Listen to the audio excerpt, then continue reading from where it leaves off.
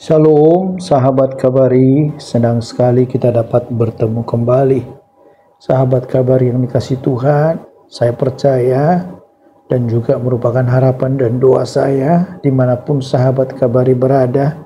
Sahabat Kabari senantiasa disertai oleh Tuhan, dilindungi, dipimpin, dan juga diberkati oleh Tuhan. Sahabat Kabari yang dikasihi Tuhan, pada hari ini tema kita adalah murid yang dikasihi Yesus.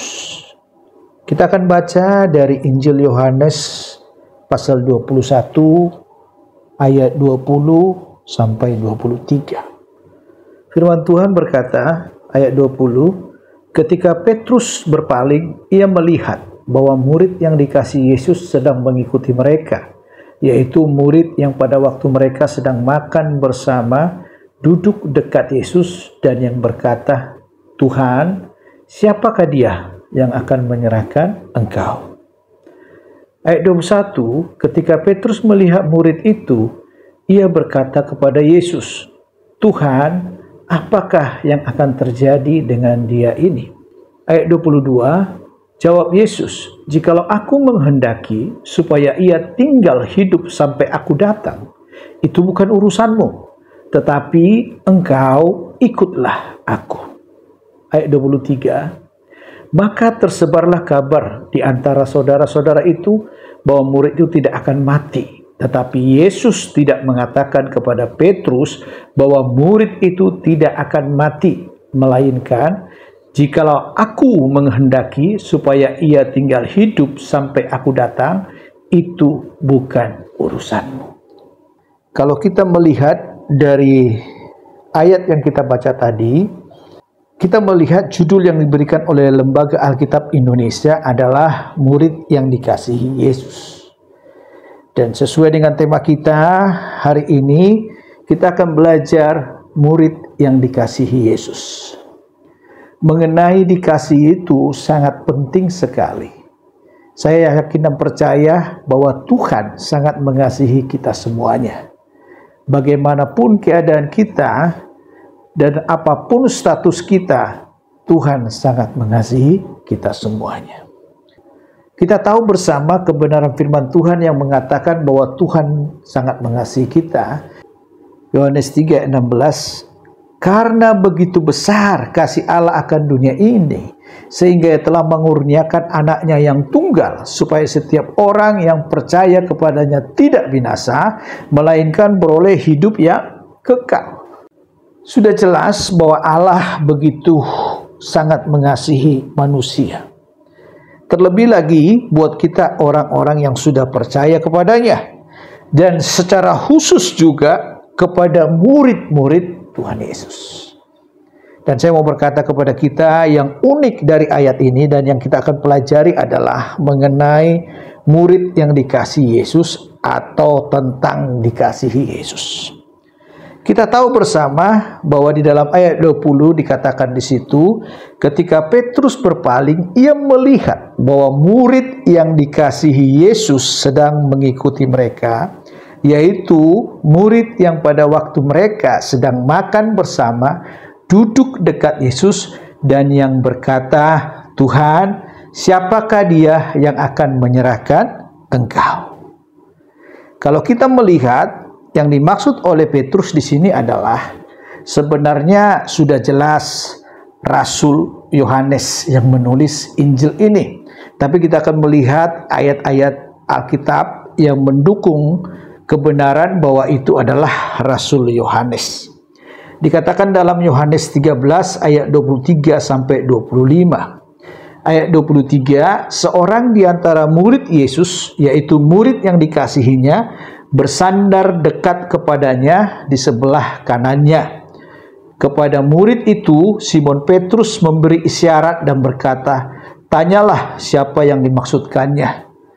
Ayat 25, murid yang duduk dekat Yesus itu berpaling dan berkata kepadanya, Tuhan, siapakah itu?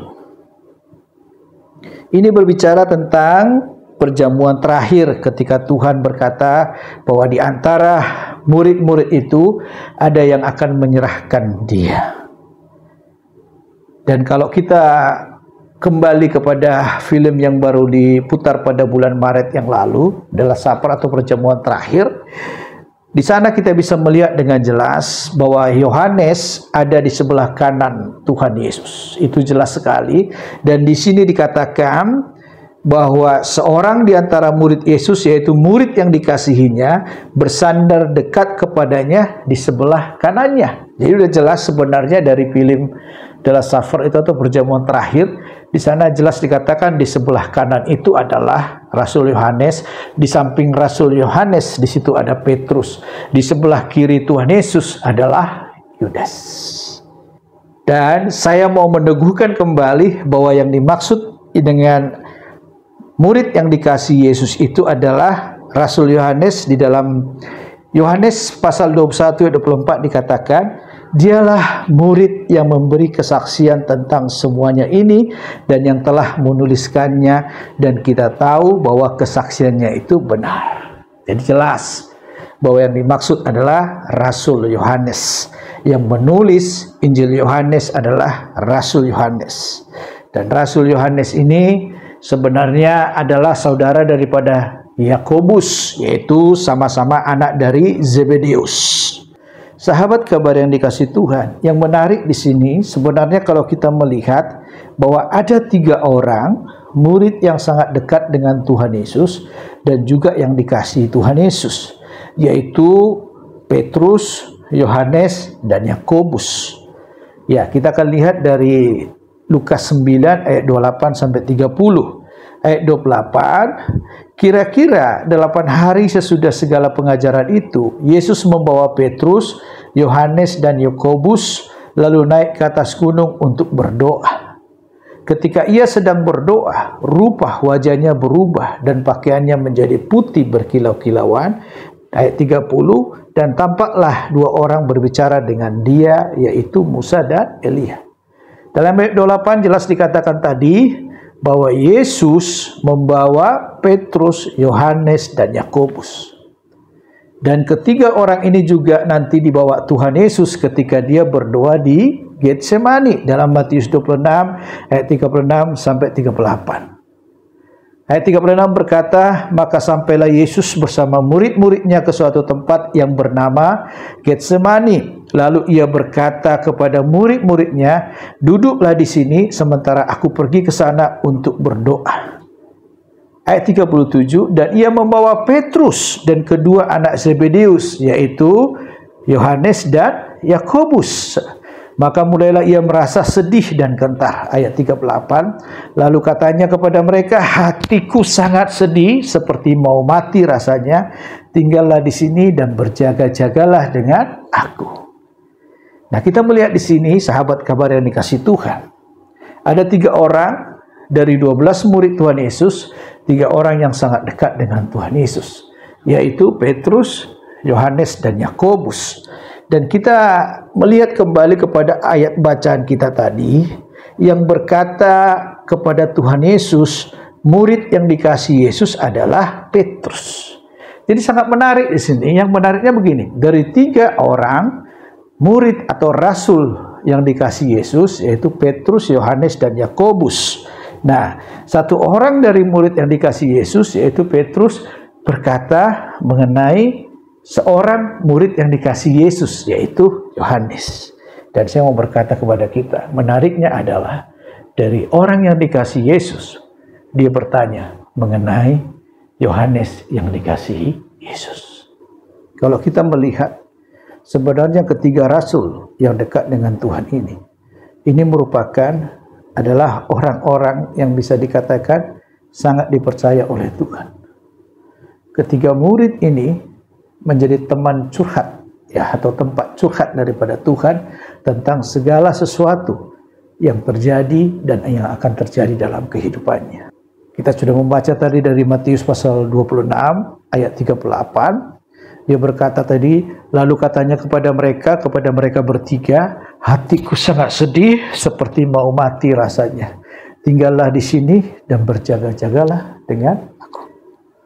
Nah, di sini kita bisa melihat orang yang dikasihi Tuhan itu orang yang memiliki hubungan yang sangat dekat dengan Tuhan dan menjadi tempat curhatnya Tuhan. Sahabat kabar yang dikasihi Tuhan. Itu yang pertama, mengenai orang murid yang dikasihi Yesus. Yang kedua, murid yang dikasihi Yesus itu adalah setia pada Yesus.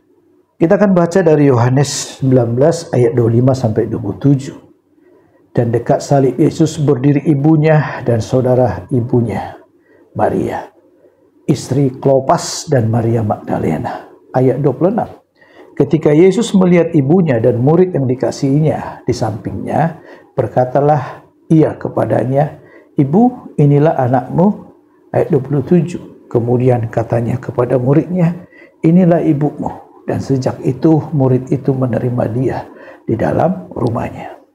Ayat 26 tadi katakan, ketika Yesus melihat ibunya dan murid yang dikasihinya di sampingnya.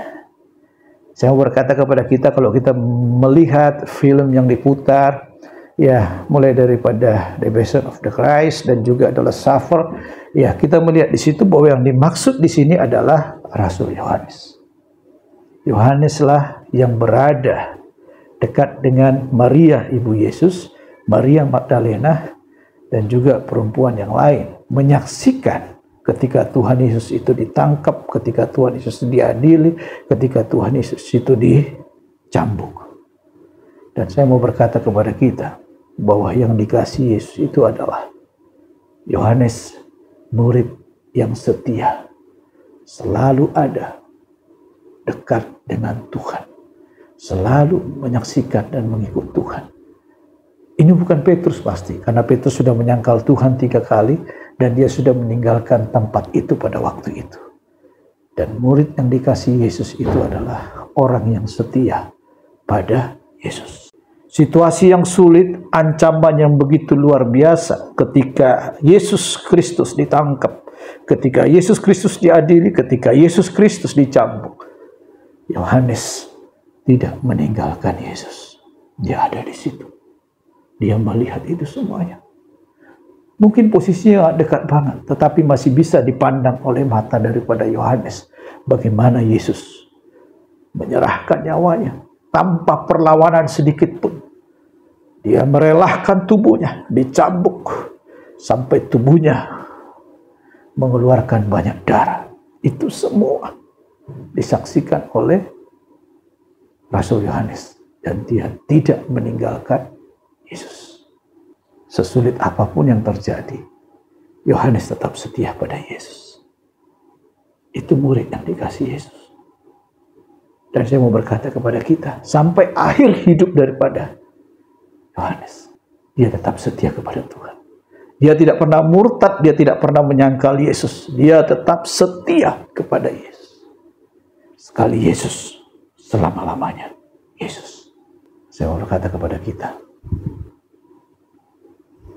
kalau kita murid Yesus, setialah kepada Yesus. Jangan engkau tidak setia oleh karena kesulitan yang terjadi dalam hidupmu. Jangan engkau tidak setia kepada Yesus oleh karena promosi. Dan promosi itu ditawarkan kepadamu supaya engkau menyangkal Yesusmu. Jangan. Tetaplah engkau setia kepada Yesus. Percayalah, ketika kita setia kepada Yesus, maka Yesuslah yang akan menjadi pembela kita. Yesuslah yang akan senantiasa menolong kita, memberkati kehidupan kita. Kita tahu bersama bahwa Yohanes sangat setia kepada Tuhan. Akhir hidupnya, dia mengalami proses hidup yang luar biasa. Menurut beberapa sumber dikatakan bahwa Rasul Yohanes ini sebelum dibuang ke Pulau Patmos, dia sempat digoreng dalam kuali dan dia tidak mati. Dan dia dibuang ke Pulau Patmos. Ketika dia ada di Pulau Patmos, di situ Tuhan menyampaikan wahyunya, yaitu mengenai kitab Wahyu. Dan semuanya jelas bahwa Tuhan tetap memakai Rasul Yohanes dan menyingkapkan peristiwa-peristiwa yang akan datang, bahkan mengenai kedatangannya yang kedua kali dan sampai kepada kerajaan kekal nanti yang akan kita tempati bersama, bumi baru dan langit baru. Semuanya diuraikan dalam kitab Wahyu. Dan saya mau berkata kepada kita, orang yang setia kepada Tuhan akan senantiasa dibimbing Tuhan, disertai Tuhan, dipelihara Tuhan, dipakai Tuhan. dan ditolong Tuhan melewati proses-proses hidup yang sesulit apapun, sekalipun itu ancamannya adalah nyawa, Tuhan akan membelanya, Tuhan akan menyertainya, dan Tuhan akan senantiasa berkenan kepada orang itu. Dan Tuhan akan menyatakan hal-hal yang luar biasa kepada orang-orang yang setia kepadanya. Yang ketiga, murid yang dikasih Yesus itu adalah saksi Yesus Kristus. Saya mau berkata kepada kita semuanya, ada 12 rasul dan satu yang menjual Yesus, yaitu Yudas. 11 rasul yang benar-benar menyaksikan kehidupan Yesus, yang bersama-sama dengan Yesus 3,5 tahun itu. Ke-11 ini adalah menjadi saksi-saksi daripada Tuhan Yesus. Mereka dipakai Tuhan dengan luar biasa. Apalagi setelah mereka mengalami peristiwa kepenuhan Roh Kudus pada zaman Pentakosta, itu baptisan Roh Kudus.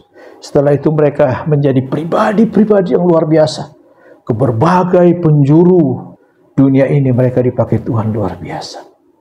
Dan saya mau berkata kepada kita semuanya, mereka menjadi saksi Yesus Kristus. Termasuk di situ adalah Rasul Yohanes. Yohanes menuliskan dalam 1 Yohanes 1 ayat 1-3. Ayat 1, apa yang telah ada sejak semula, yang telah kami dengar, yang telah kami lihat dengan mata kami, yang telah kami saksikan, dan yang telah kami rabah dengan tangan kami tentang firman hidup. Itulah yang kami tuliskan kepada kamu. Ayat 2, hidup itu telah dinyatakan dan kami telah melihatnya, dan sekarang kami bersaksi dan memberitakan kepada kamu tentang hidup kekal yang ada bersama-sama dengan Bapa dan yang telah dinyatakan kepada kami. Ayat 3, apa yang telah kami lihat dan apa yang telah kami dengar itu kami beritakan kepada kamu juga, supaya kamu pun beroleh persekutuan dengan kami, dan persekutuan kami adalah persekutuan dengan Bapa dan dengan anaknya Yesus Kristus. Sahabat kabar yang dikasihi Tuhan, jelas dikatakan di sini bahwa Rasul Yohanes menjelaskan semuanya mengenai pribadi Yesus itu.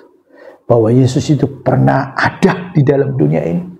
Yesus pernah melakukan banyak mujizat. Yesus bahkan disaksikan semuanya bahwa dia juga melihat bagaimana Yesus itu ditangkap, diadili, dicambuk, dianiaya, disalibkan, bahkan juga mati. Dan dia juga menyaksikan kebangkitan Yesus, bahkan sampai kenaikan Yesus ke surga disaksikan oleh Rasul Yohanes.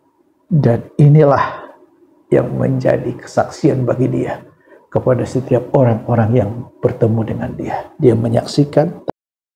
Dan saya mau berkata kepada kita, murid yang dikasih Yesus, dia akan menjadi pribadi, menjadi saksi Yesus Kristus dimanapun dia berada.